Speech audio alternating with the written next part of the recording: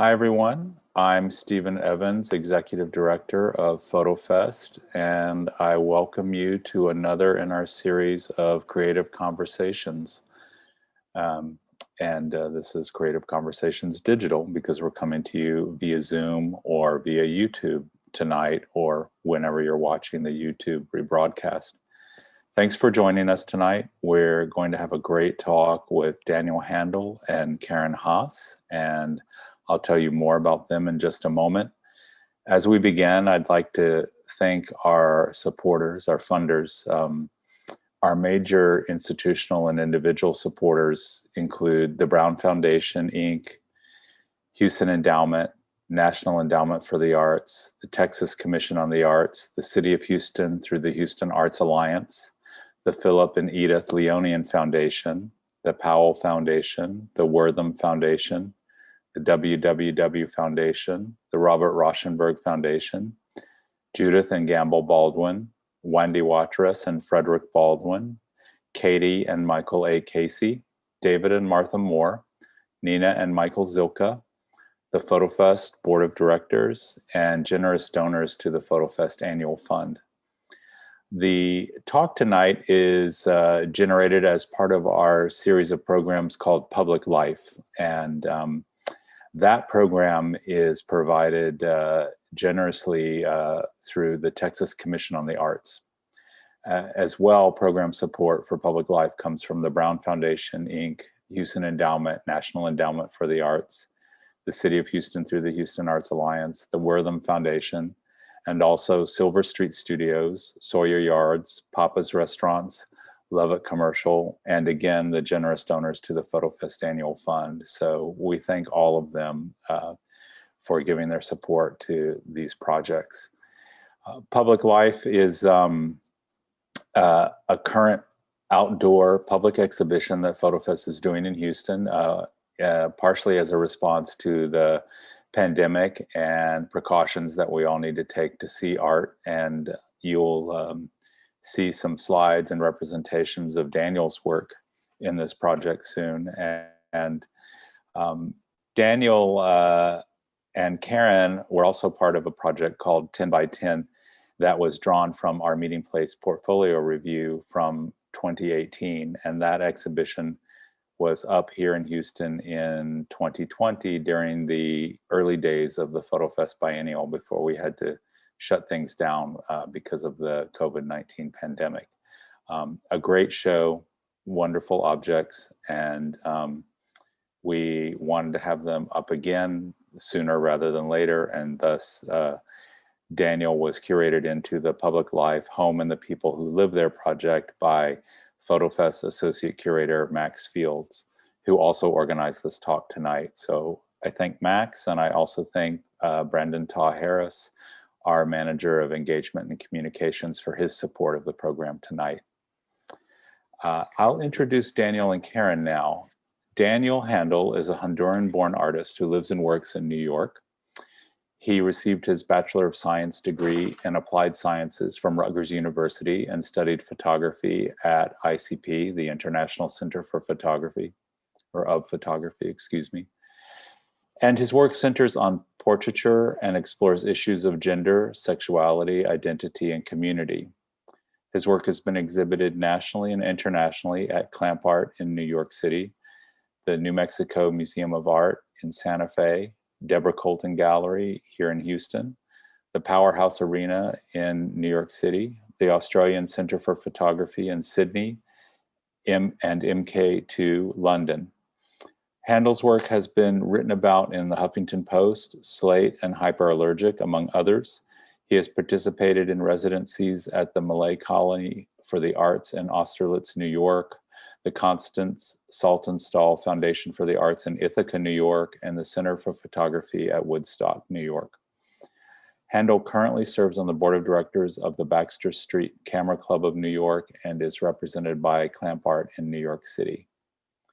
And he'll be talking with Karen Haas, who is Lane Curator of Photographs at the Museum of Fine Arts, Boston since 2001. And at the MFA, she's responsible for a large collection of American modernist photography, including works by Charles Sheeler, Edward Weston, Ansel Adams, and Imogen Cunningham. The Lane collection that she oversees numbers more than 6,000 prints and ranges across the entire history of Western photography. And prior to that current position, she's held various curatorial positions in Boston area museums and private collections, including the Isabella Stewart Gardner Museum, the Boston University Art Gallery, and the Addison Gallery of American Art in Andover, Mass. She has a BA in art history from Connecticut College in New London, an MA in the history of photography from Boston University, and has taught the history of photography at both Boston University and Boston College. Her exhibitions at the MFA include Ansel Adams in Our Time, Unexpected Families, Charles Sheeler from Doylestown to Detroit, Imogen Cunningham in Focus, Gordon Parks, Back to Fort Scott, Edward Weston, Leaves of Grass, and Bruce Davidson, East 100th Street. Haas has just completed a book on the early work of Edward Weston, and her other publications include An Enduring Vision, Photographs from the Lane Collection from 2011, Commonwealth Art by African Americans in the Museum of Fine Arts, Boston in 2015, Ansel Adams in 2005, and The Photography of Charles Sheeler, American Modernist, in 2003. And those are all from the MFA except the Sheeler publication, which is from Bullfinch Press. So I'm really excited to turn it over to them so they can get started. And I thank you again for joining us. And Daniel, Karen, if you'd like to come live now, welcome. And we're excited to have you.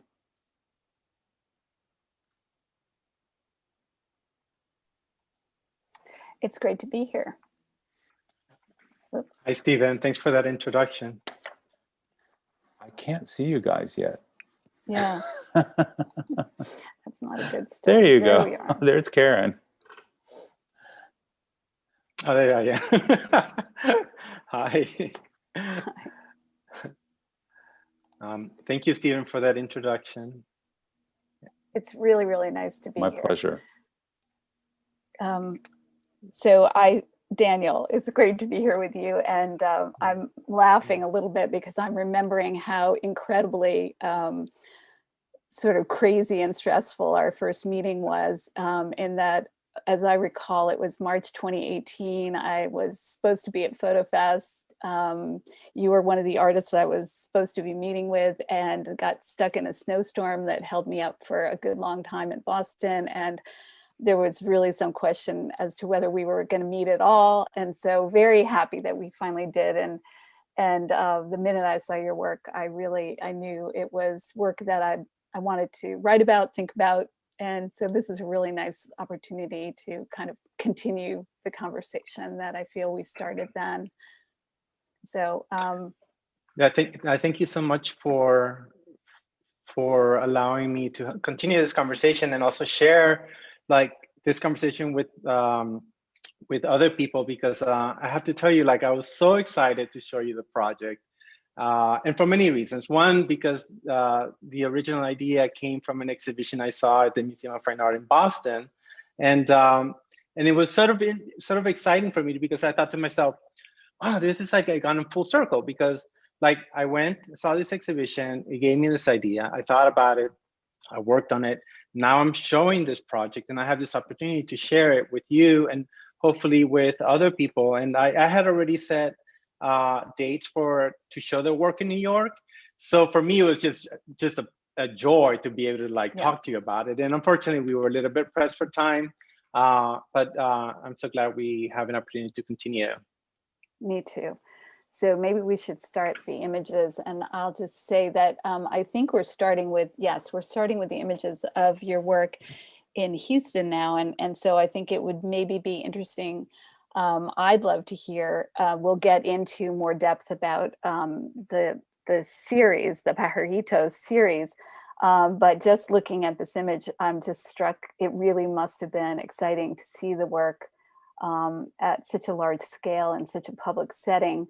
But also, I don't know about you, but my sense of home and the meaning of home right now, and public versus private life has really changed during COVID. And I think this showing of your work must be feel very different and very exciting.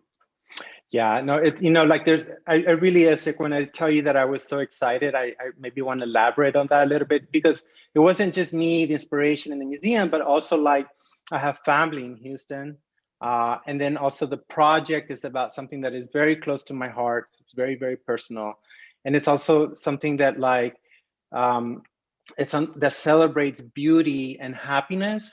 And so like in these really difficult times, I mean, like when I was in Houston last year for the exhibition, and we had to cut all our plans short because of the shutdowns, like I was thinking to myself, like, oh, like I had been looking forward to that for so much. And so to be able to now show the work, not only larger for the people who are traveling through Washington Avenue, but also over Zoom and YouTube, like I think it's like, and it's a great opportunity for us to sort of like connect, and like one of the things that happened during the shutdown, it was very challenging and challenging to different degrees to different people. But I know that for me, one of the things that was really like I missed so much was that connection that I get from looking at art, talking about art with other people.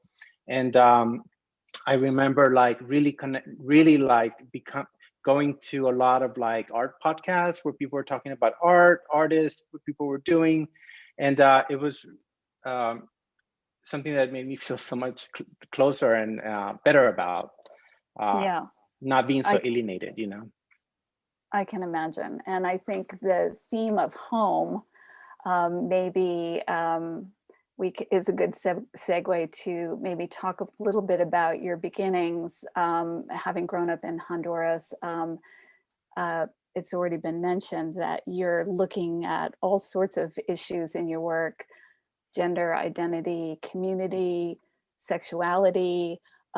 These aren't things that necessarily come through immediately in these pictures, but as soon as I began to talk to you about them, it really, I saw so many more interesting layers to them. And I think I told you when we talked last that I was seduced by the color and the subject matter. And then I very quickly realized there was just so much more to them than even that very seductive first impression. So I'd love to hear a little bit about maybe your early life in Honduras, the path that you took to get to where you find yourself today. And I don't know, it's maybe an old-fashioned sort of question, but I've always been interested to hear artists talk about how they first knew they wanted to be an artist and maybe some of the hurdles that they had to overcome. Those are all really, really great questions. Like I can tell you that I grew up in Honduras, and I actually didn't have a lot of awareness of like people like deciding to become an artist. It wasn't really something that was even something that I thought about. I knew that I was creative and I was interested in spending time drawing and doing like crafty things, but not really formally trained. And it's not something that occurred to me until I came to the United States. And then I just I started to gravitate towards that on my own. And so a little bit of my background. So I was raised in Honduras, and my family's Catholic. I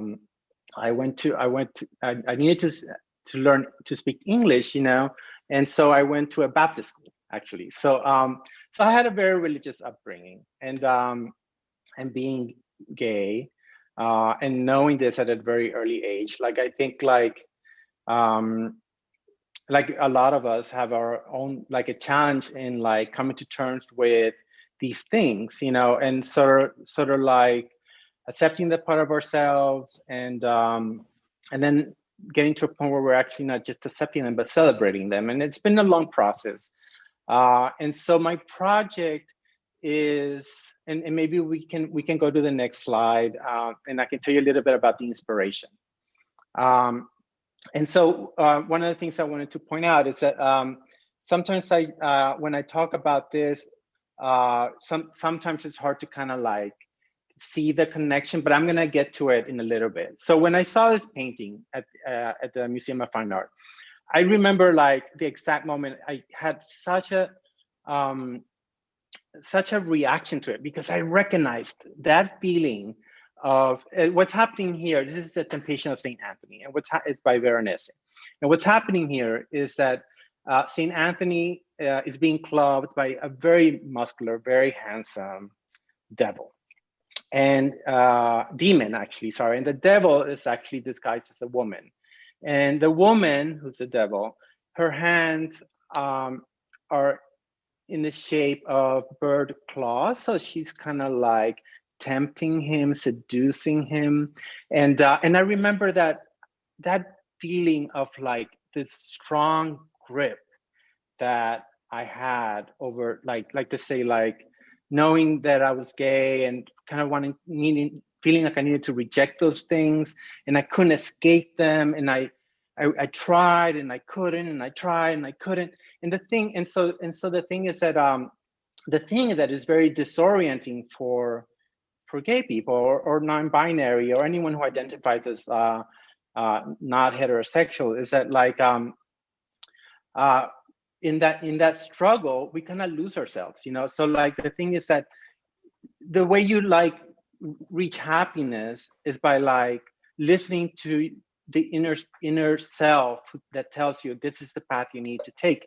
And if you reject those parts of yourself, then it's really hard to take those steps forward and getting to that place where you need to be who you are and happy, and then for other people in your life to be happy, you know, because people can recognize unhappiness, you know, even if you try to hide it from other people. And so that detail of that hand tempting, just kind of like holding on to and tempting St. Anthony was something that I really recognized in myself when I was younger. And I wanted to work on that. I wanted to do a project that had to do with that. So like, if you go to the next slide, I can tell you a little bit about the things that I was thinking about.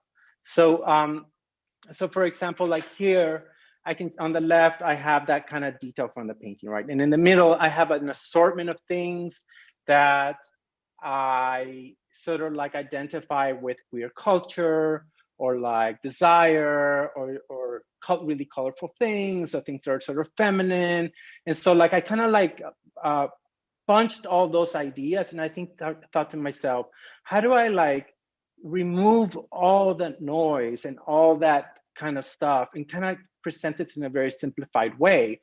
And you know, like at the beginning, I thought, I was like, maybe I take a picture of the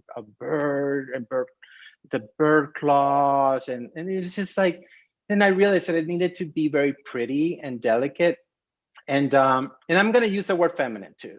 And this is like, this really kind of difficult term to use sometimes, because like what, you know, like what does that mean to be feminine, right? So like when I use the word feminine, I'm talking about how like this like stereotypical ways of thinking of things, right? So like and so I was thinking, oh, let me do this work on a project that really focuses on color and beauty, and then the birds made a lot of sense, you know, because they are open to all different interpretations and readings, and there's symbolism involved.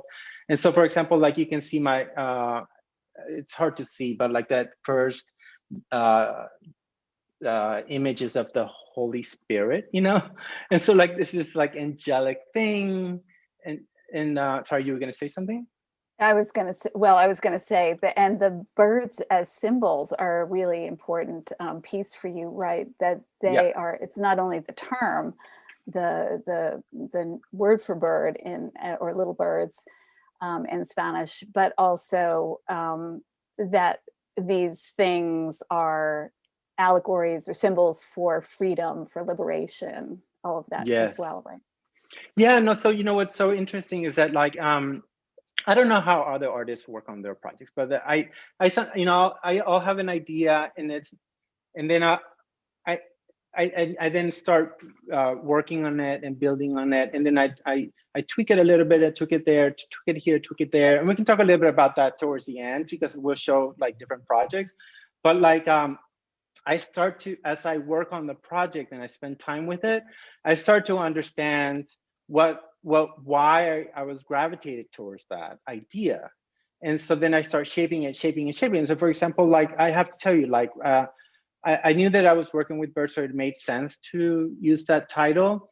But because the word is used in a derogative way, I thought, well, if I use it in a diminutive, then I make it endearing.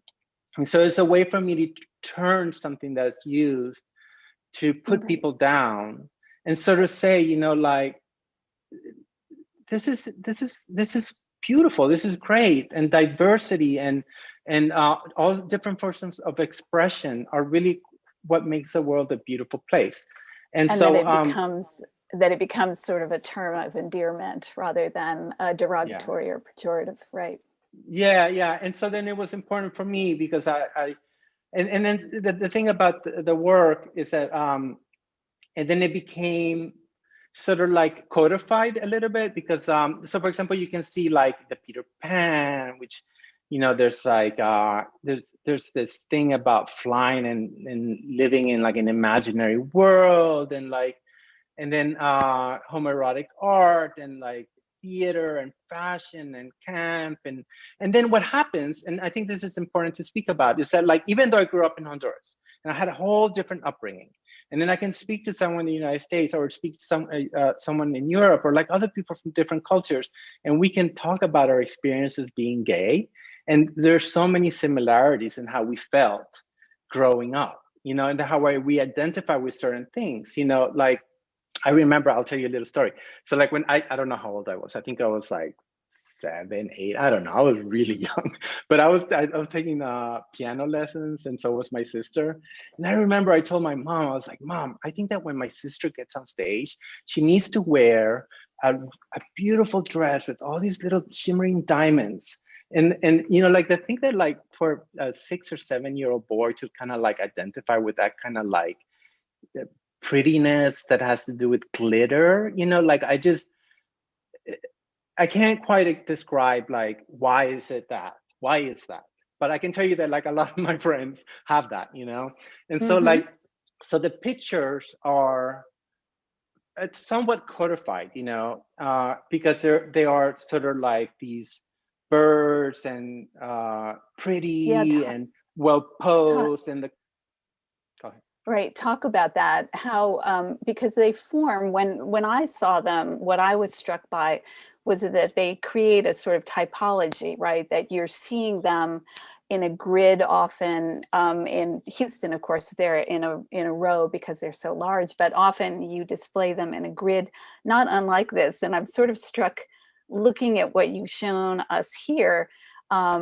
You haven't mentioned, but I was interested to learn that you're also a graphic designer, and this starts to feel like a mood board, right? Or a fashion designer's board of, you know, inspiration.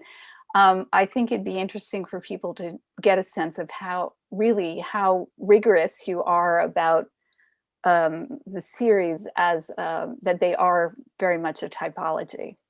Yeah, and so the thing is that I need a certain, like when I work on projects, I generally like, I have like I need to keep I need to have some sort of parameters, you know, like, because otherwise I just go off on tangents, like it's just too tempting, you know, to sort of like, and so like I need to sort of like say to myself, like, okay, like I want to they're canaries and finches. It's not just canaries and finches and doves and like, you know, like, so it's canaries and finches, which is a very typical house pet bird.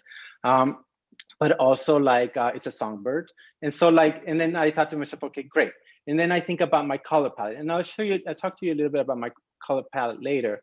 But so what I do is that I create like sort of like, this is what's in my head. And then once I put it in a sort of illustration in my head, when I do an illustration of it, then it starts to become a reality. It's hard to, I don't know if that makes sense.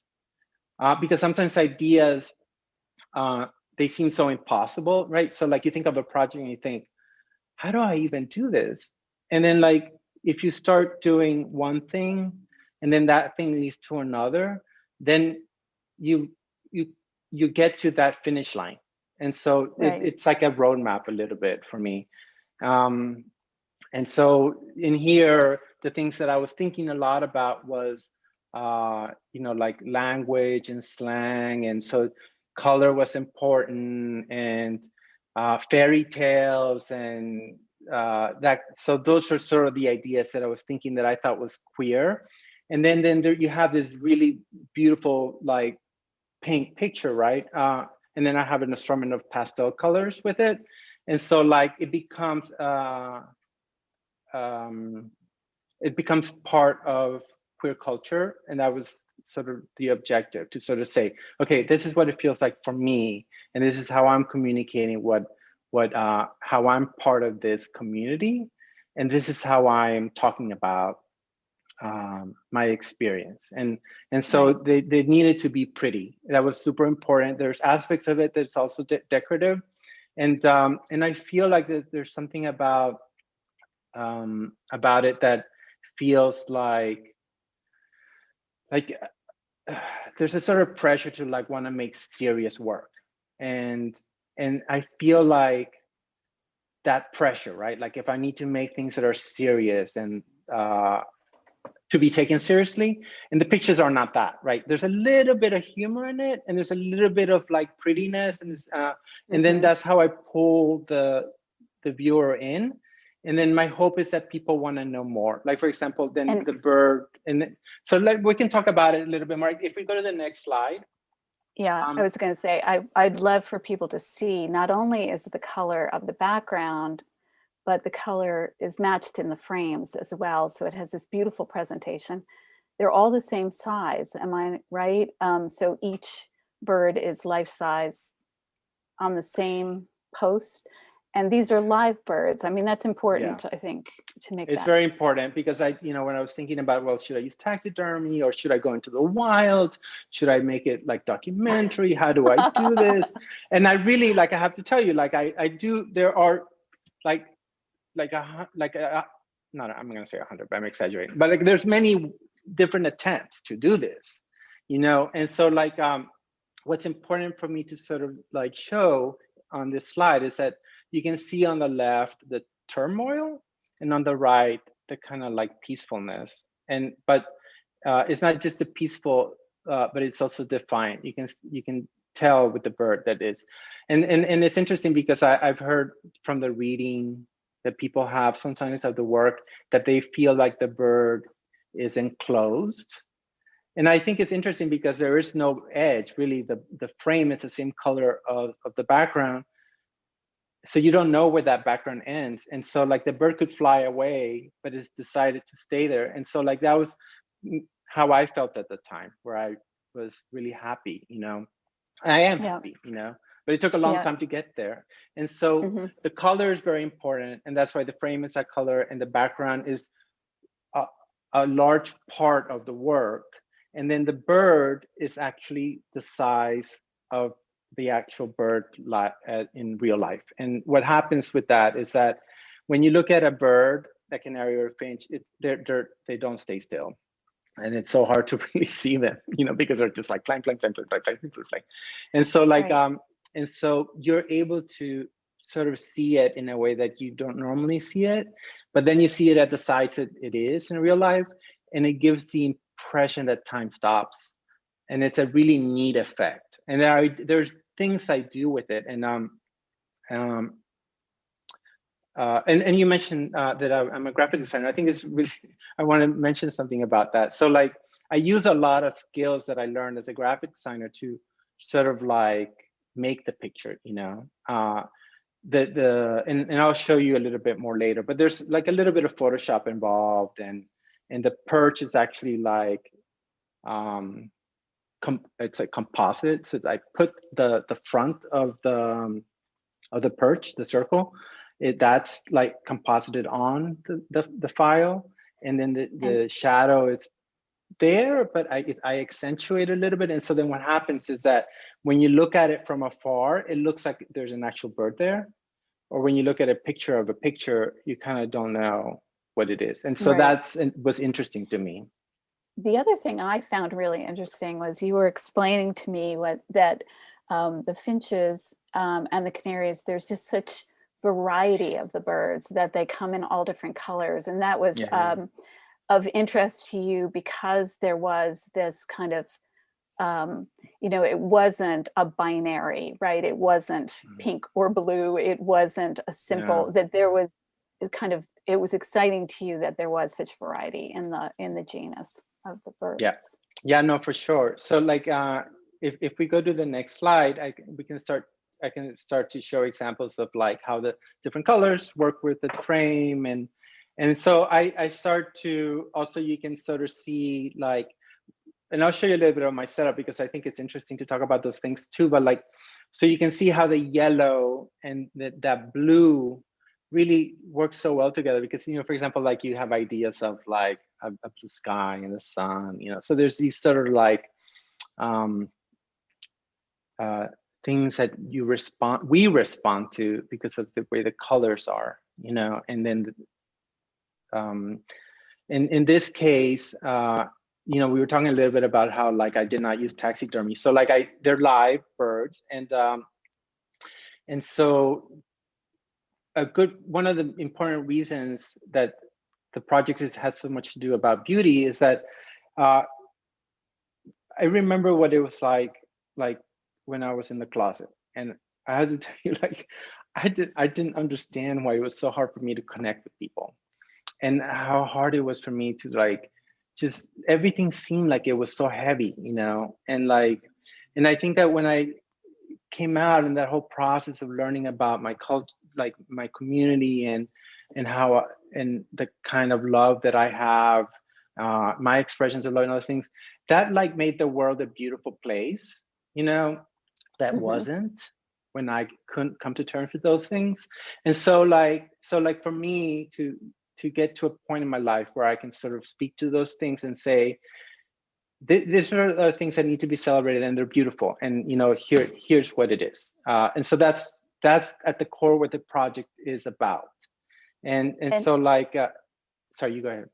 I was going to say, the other thing that's interesting for me is to think about these birds as caged and contained in some sense, in that they're kept birds, but that I was seeing that maybe as a negative or something, sad, and you were seeing it as also the other side, which is that they're loved, and that I keep imagining these backdrops, right, that you set up, that then we're not seeing the home that these birds live in. We don't see the owner, we don't see the setting, the larger setting. You're creating these sort of, I would say, sort of magical environments. I also love the idea that you've talked about the objectness of these, that you are really thinking of these things.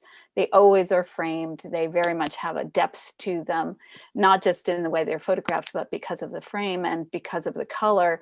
And this is something that I think you'll show us in a minute about that you've built on and that interests you. Yeah, because people ask me all the time, like, how do you make the pictures, and there's so many like neat ways I actually came about doing it. And so maybe it's a good time to go to the next slide, and we can talk a little bit about that idea about like the birds being caged. One thing I wanted to mention is that canaries and finches are never domesticated. Like if they come out of the cage, they will fly away. So I don't want to say that I'm not encouraging people to have canaries and finches. I think they're beautiful. I wouldn't want to have them in my home, but the people who do own them love them dearly, and they take care of them.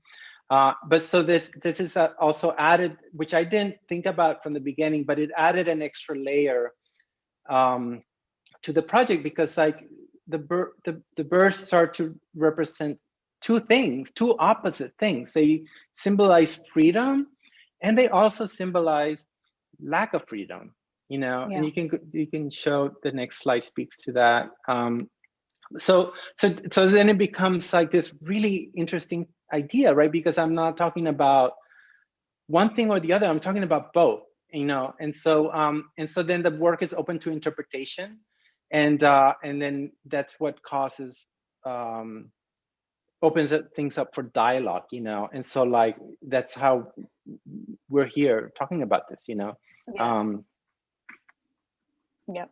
as someone who's not a photographer myself, I'm always interested in kind of understanding the process, but also in this case, I just felt as though, as I said, there was so much more conceptually behind these images than what my first takeaway, under the sparkling chandeliers in Houston, in the hotel in Houston.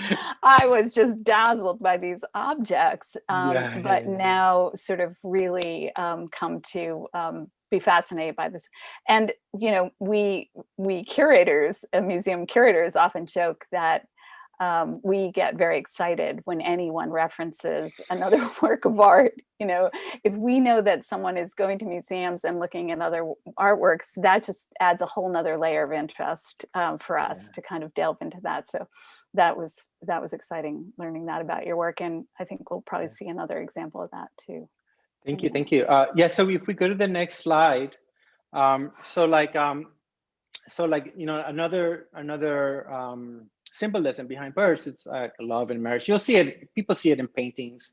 Even like, for example, like if you see a dog sitting next to a couple, like it's marriage and loyalty. And so in the tradition of painting, there's like a lot of symbolism, and like birds have been used through our history as representing love and marriage. And so for me, I felt like it just made it like perfect, to sort of like speak to something that had so many readings and connections to not only just our history, but like our lives, like how we sort of like identify with birds today, and how we have identified with birds in the past, and how they've been represented, and how they're part of our lives, And so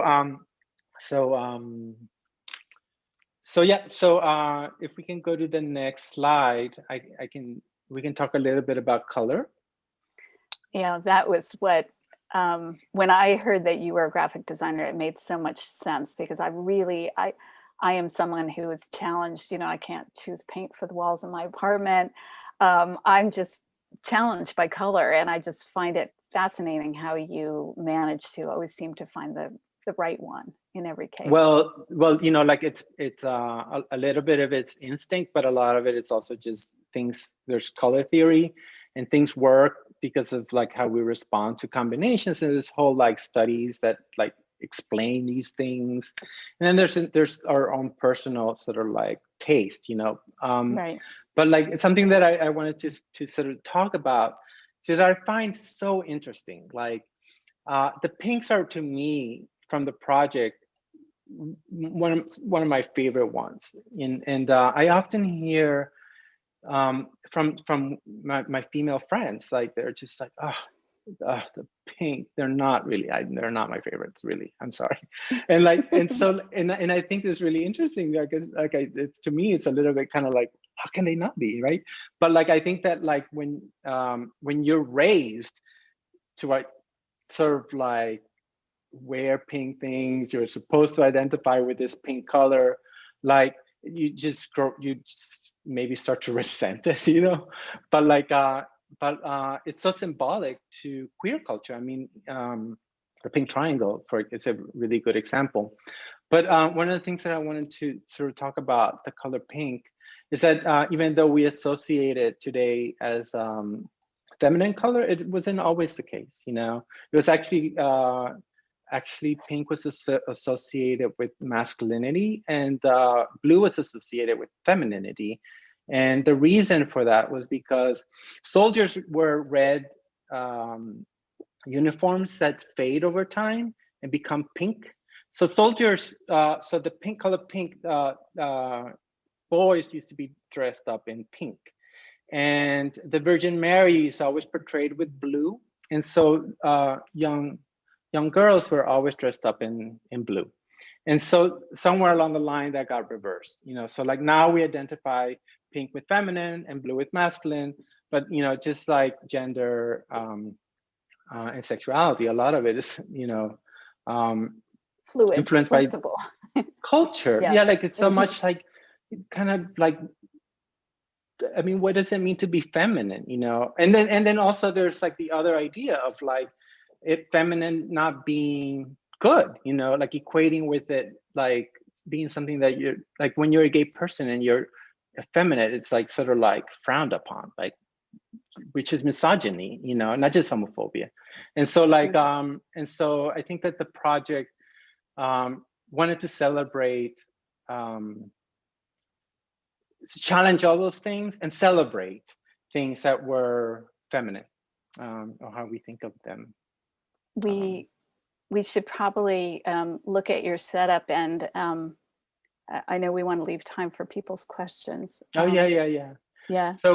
So maybe we can go to slide 13.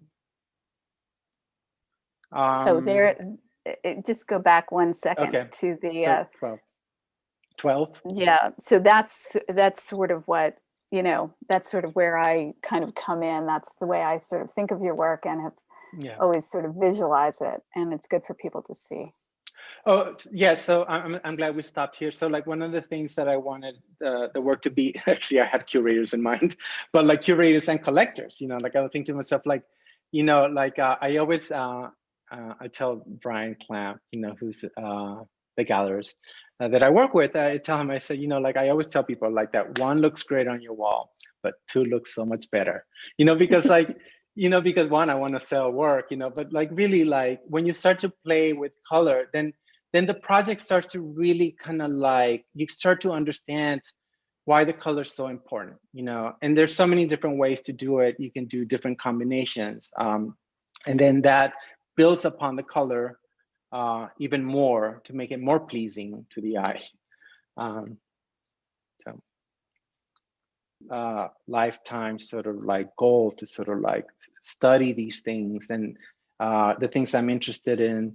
For example, when I was interested in this project, the things I was interested, I've now has become part of my memory, my life, and I can think of my life at the time when I look at these pictures and what was happening. So it's a kind of like neat thing, but I'm ready to move on. It's just a feeling I have. And then you go, and then you travel, and you go to other museums. I'm happy to say.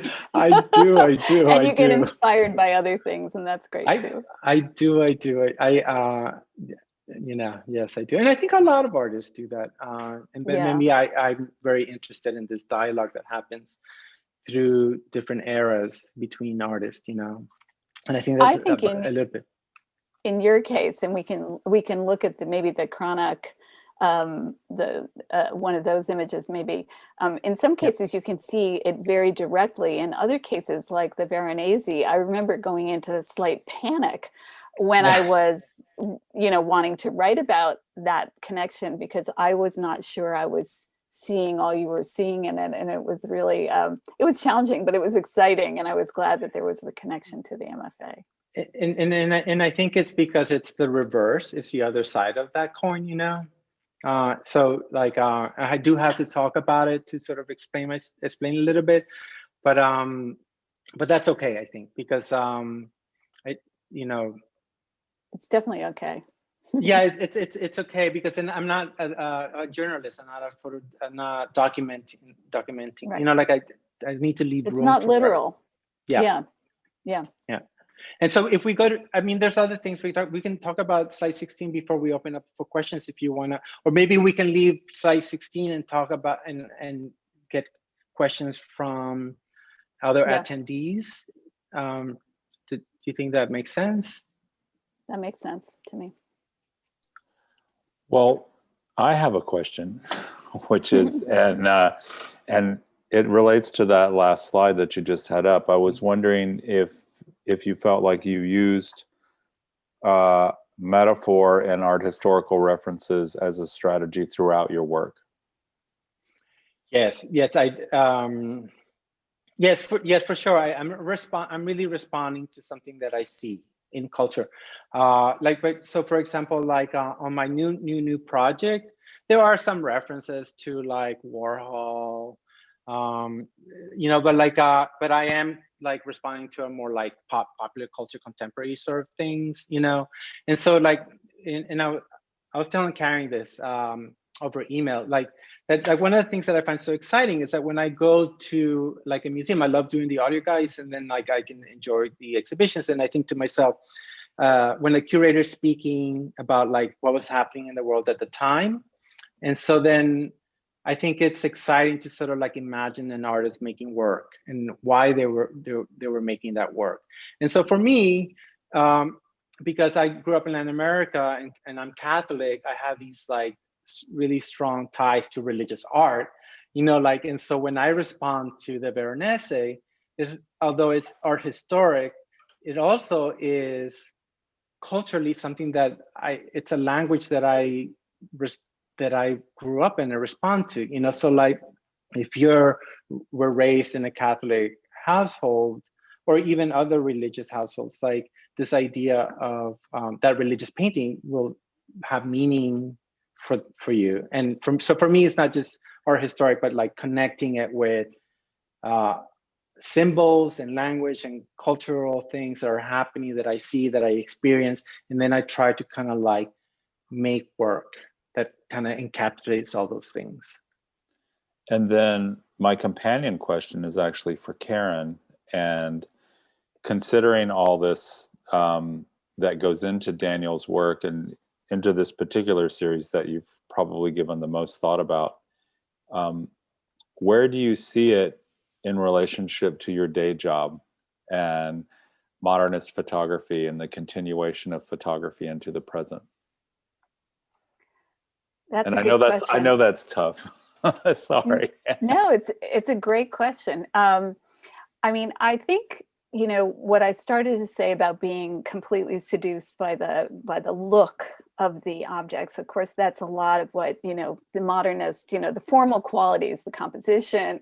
I love the consistency of them. I love that he had this rigor around, you know, how the birds were presented, the choice of colors, the mix of birds, that it wasn't just any kind of bird, any size. I mean, that he was really like, there was a real kind of conscious rigor. And I love the idea of typologies. I love looking at things in groups of things. I've recently been looking at Edward Weston's peppers again, you know, as a group, and same sort of thing, you know, all the different ways to approach something as simple as a green pepper.